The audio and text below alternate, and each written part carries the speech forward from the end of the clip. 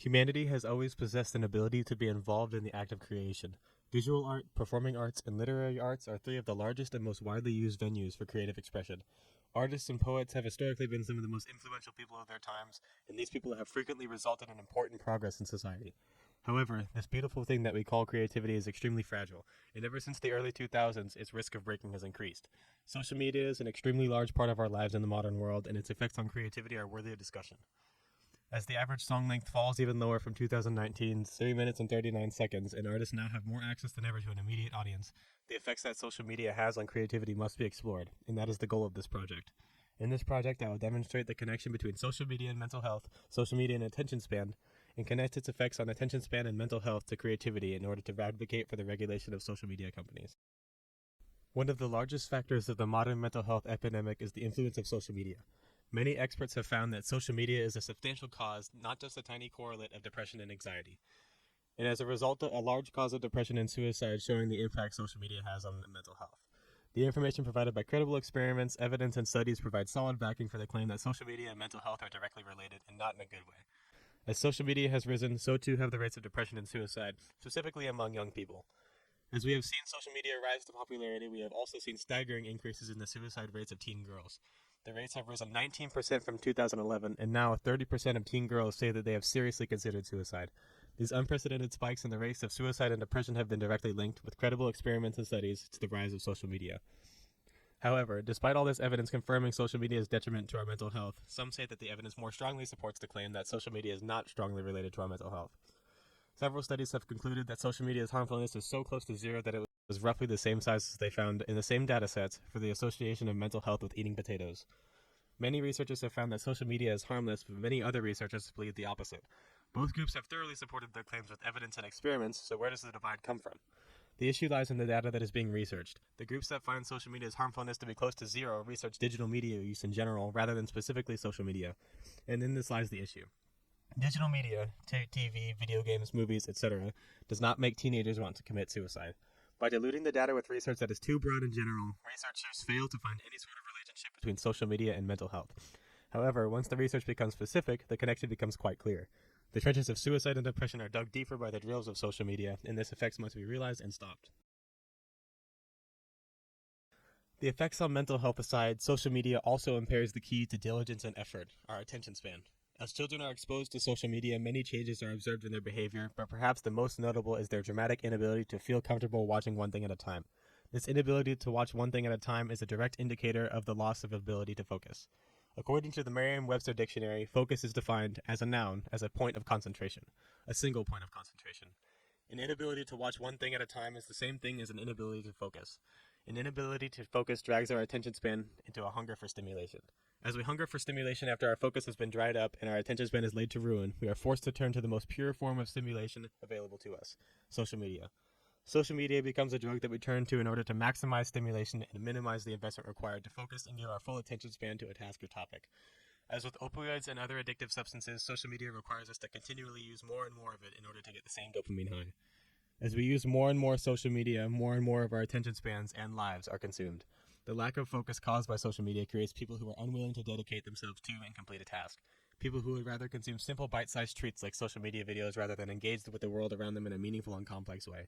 As social media takes over our lives, it also breaks through the bark of our attention span like a ravenous woodpecker. After establishing the direct impacts of social media, we arrive at the primary point of this argument, to delve into the indirect impacts that may go unnoticed without close observation. We've already seen that social media dampens our mental health like nothing else in our lives, and this directly impacts creativity. As people use social media, they encounter a phenomenon called social media fatigue. Social media fatigue is a state of mental and physical fatigue where a person's ability to successfully perform cognitive tasks and address social demands is reduced. This mental fatigue, being tied to the strain on our mental health, harms one's ability to perform abilities like creativity.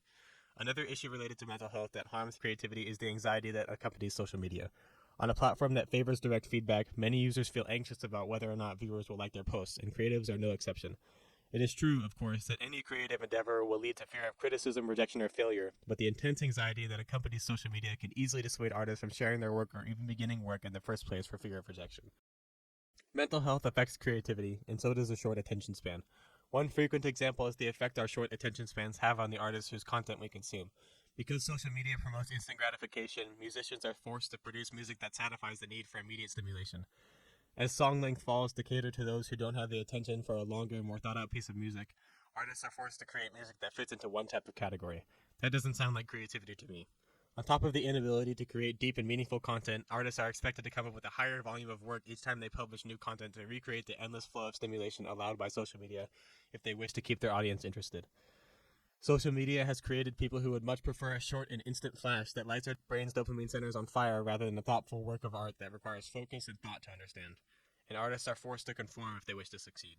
These effects on creativity are drastic and an issue that should be more well known, but many people believe that social media actually promotes creativity because of how accessible and easy it is for artists to publish their work. One common belief is that you don't have to wait to be taken on by a gallery or make the kind of work a gallery thinks they can sell, which gives artists more control over their art. However, when an artist alters their work to secure a higher number of likes or interactions on their social media posts, is that not the same thing as an artist having to shift their work to get a gallery's attention? The proposed positives of social media have not really allowed for any significant change in the production of creative works. Artists still have to conform to others' desires, but it has only shifted to become a much larger and more hostile audience than that of an art gallery. Artists have to create content that satisfies the need for immediate stimulation while also battling with social media-induced mental health issues. This is not an environment that allows for creativity. This is a jungle where artists are eaten alive by critics and depression because of social media. Changing your art to make sure you are perceived as worthy or adequate is not creativity, it is survival. The terrible impacts that social media has on aspects of our lives that are so important to society cannot be ignored. Creativity has always driven humanity forward throughout history, and social media's drain on creativity must be stopped to ensure that this drive continues. Tech companies responsible for social media must be held responsible for the impacts they have and must be regulated accordingly.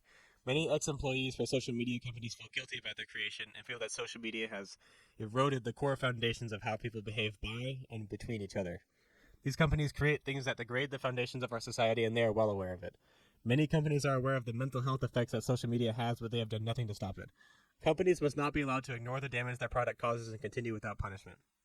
If you crafted, designed, and deployed a weapon that resulted in the death of many people, would you be held accountable for the weapon? Social media is no different. Social media companies have created a weapon that destroys how society works. No civil discourse, no cooperation, misinformation, and mistruth. Social media destroys society and breeds conflict to captivate our attention. This conflict creates a drop in mental health, and a lack of mental health and attention span drains our creativity. Creativity has always been a driving force in the progress of the human race. Creative music movements have been the backing for progressive movements like the civil rights movement, and visual art has always provoked progressive discussions that are key to societal improvement. If we lose creativity, we lose one of the largest instigators for change. Regulate social media companies to care for creativity, and more importantly, preserve progress. Creativity is under siege by social media. As social media ravages our mental health and shreds our attention span, our creativity is harmed as well. As our mental health is ruined, we become anxious and fatigued, unable to perform creative abilities. Our scattered attention span removes our ability to focus on the specific and challenging task that creation is. However, despite all the impacts social media has, who really cares about creativity? Why does creativity matter so much in a world where progress is becoming increasingly taken over by automated creations? Why do we need to do anything? Because when humans stop acting, they lose their humanity. Creativity is and always has been the driving force behind essential movements of human history like the civil rights movement, the women's suffrage movement, and countless other protests and movements that led to change that we still reap the rewards from today. If social media succeeds in driving off our creativity, then we will lose the ability to change the world around us for the better. This is an issue of global importance. And as mentioned throughout this essay, the effects of social media are extreme, and social media companies should be held accountable for the detriment that they are aware of. Social media's deliberate attack on our creativity is inexcusable and will result in suffering across the world. These companies must be stopped. Put our creativity before your instant gratification.